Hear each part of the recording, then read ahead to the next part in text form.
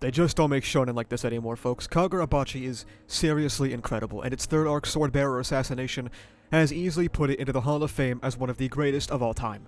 One of the gold standards of storytelling, the apogee of creativity. A manga that people took and ran with as a Morbius gag has become a story that has me painting my ceiling with each passing chapter. Though, to be honest, 100 chapters deep, I think I'm ready to retire the old references to Kagurabachi being a meme manga. There was a time and a place for it, and I think it'll always be fun to look back on Kagurabachi's history and see how far it's come, but there's definitely something to be said about the internet taking a joke and running with it for miles and miles and miles until your legs shatter and the point of the joke has been lost entirely. Surely there are no other examples of this. Watch this video though. I've spoken about Kagurabachi 2 other times on this channel in dedicated videos, and both times were to glaze it to the maximum. Seriously, if you're still holding on to reading this fucking manga, now is the time to start. Well, I guess you wouldn't be watching, probably anyway, but what's with YouTube viewers and wanting to be spoiled and everything? That's like the entirety of my ReZero catalog. Chihiro vs. Sojo was genuinely an instant, immediate hook for me. The vs. Sojo arc is still a titan among titans, and revealed that not everything was as it seemed for Kagurabachi.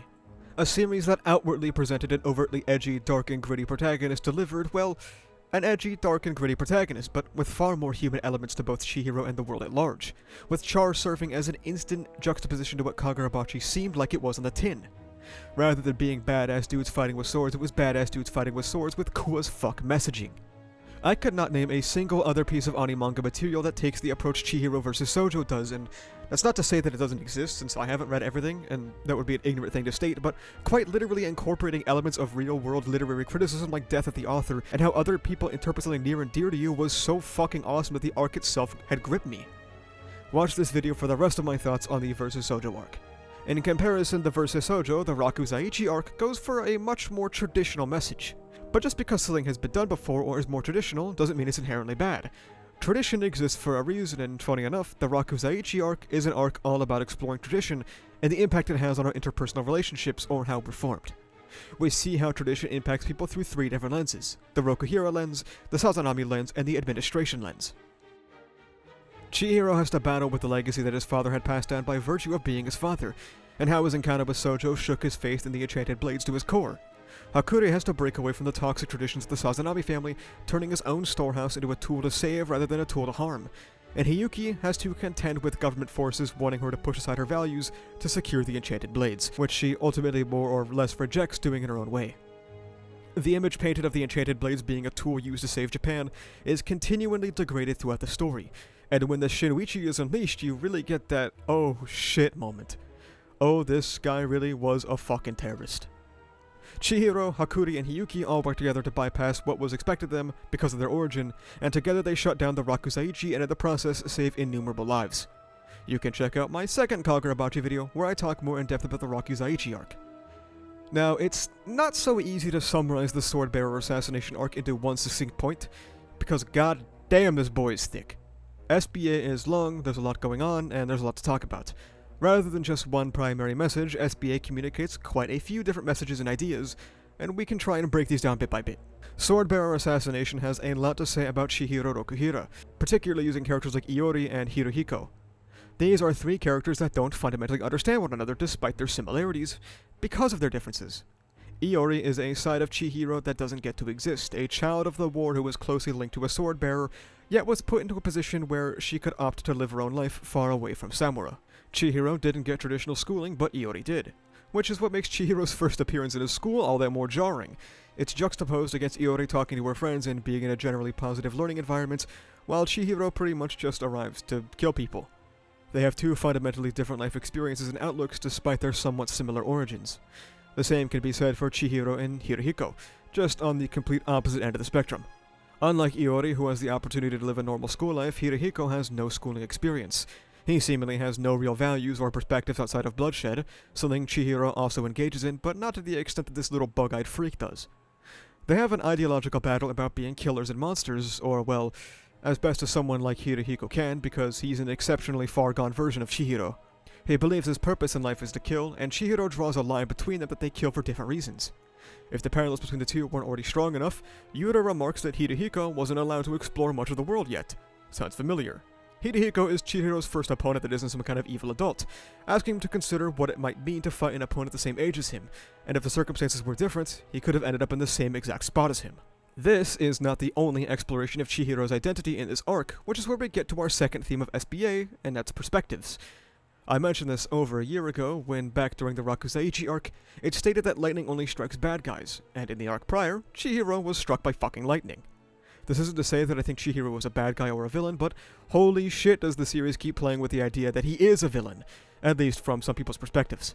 Kagurabachi never really shies away from portraying Chihiro in a really gritty and fucked up style. I mean, objectively, he's a murderer, and the Bearer Assassination arc kinda throws that in your face.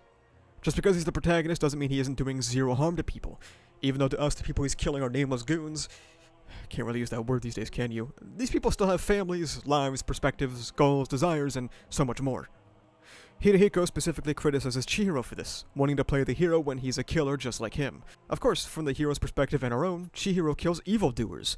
That perspective is not shared with everyone. The duality of perspectives is thrust into our face over and over during SBA.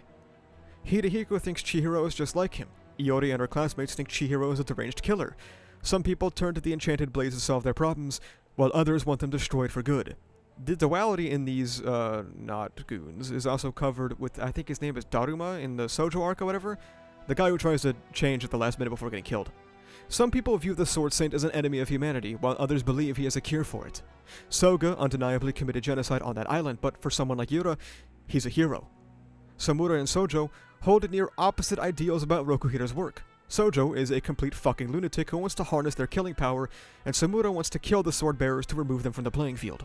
Throughout the story, Chihiro's perspective of his father warps and shifts. Sojo shows him a different side of his dad's work. The Rakuzaichi shows him the horrors the weapons are capable of. Bearer Assassination shows him how much damage they've caused, not just physically but psychologically, and that shift in perspective is what allows Chihiro to tell Iori that her life is hers to decide.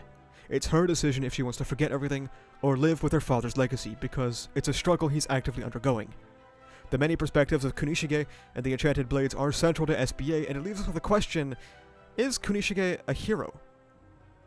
There's a great detail in this arc where people keep referring to, each other as heroes, and then going, no, you're the hero, not me, because they really don't want to own that title of hero. It's a super loaded term.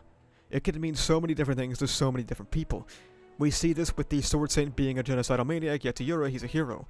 People call Kunishige a hero for making the Enchanted Blades, but to some people, he's a monster who unleashed an unspeakable power on the world.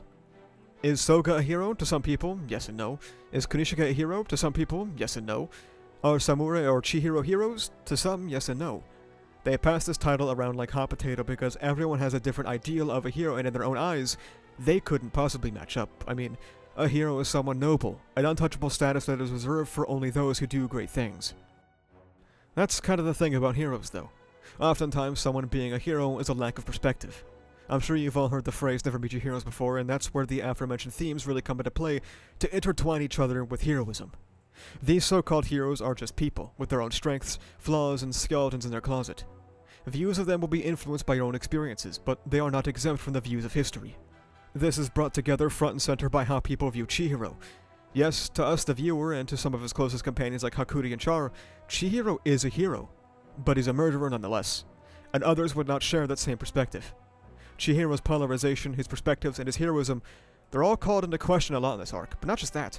The arc itself opens with his identity as Rokuhira being questioned by the Kaminabi. And this is where SBA gets deep into legacy. Of course, legacy is not something new for Kagurabachi, so it isn't an exclusive SBA message, so we're definitely just cementing the concept of legacy as the most integral part of Kagurabachi. Rokuhira's legacy was called into question against Sojo. We tackle the family tradition and legacy of the Sazanamis during the Rakuzaichi, and now all sorts of legacies come to a head.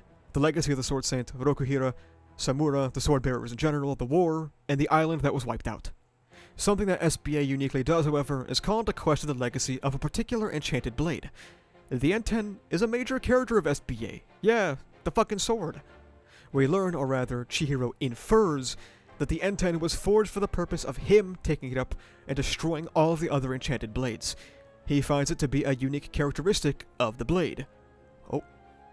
Ultimately, Chihiro doesn't actually know the purpose of the N10, and in Bearer Assassination, he actually regresses.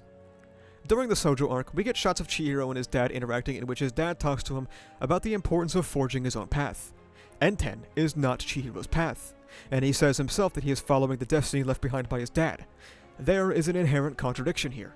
The man telling him to forge his own path, leaving behind a blade that is his path.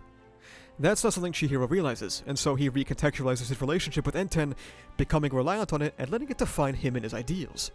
This feels especially poignant in SBA, the arc where Chihiro, for the first time ever, is not allowed to draw Enten for a period of time, and he realizes just how underdeveloped and lackluster his fighting actually is. Chihiro became Enten, and its shattering at the end of the arc is proof of his error. But let's wait before we get into that.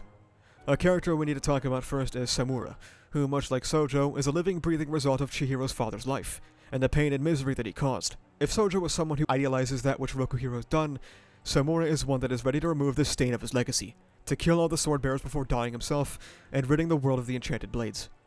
Samura raises the point that the mistakes of the past are not for the current generation to fix, and that it's up to them to fix their own mess. This isn't a bad take necessarily, but what it does is minimize the autonomy and agency of the next generation. Chihiro and Iori demonstrate this by both opting to get covered in wounds to fight for their generation. While it's true that the old generation is responsible for these atrocities, it doesn't mean that the kids should turn a blind eye to it. The Sword Saint is a direct representation of Japan's warmongering, colonialism, and xenophobia, and Kagurabachi is directly criticizing the way the Japanese government responds to their failings. They engage in revisionism, they cover up the truth, and they even engage in dehumanizing aspects of the culture, which is represented by the Kamunabi taking part in the Rakuzaichi last arc and legitimizing it. Kagurabachi says, yes, it is the fault of all these old fucking bastards, but we can't leave it entirely to them. The fresh new perspectives of the younger generation, of people like Chihiro, Hakuri, and Iori, can help push Japan forward in a new direction.